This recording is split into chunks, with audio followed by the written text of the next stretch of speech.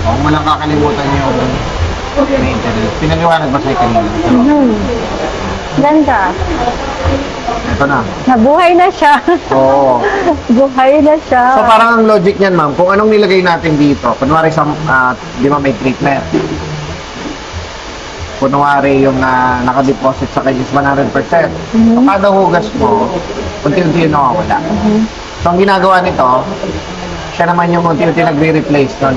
Hindi man katumbas, kasi iba pa rin yung sa salon. Pero maganda pa rin yung may support.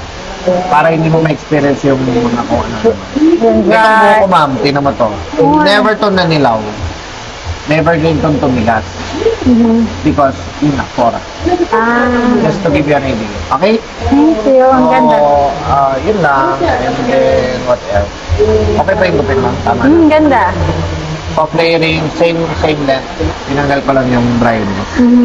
Thank you so much. Thank you din. Susunod ulit. Salamat. Salamat. Okay na. Thank you.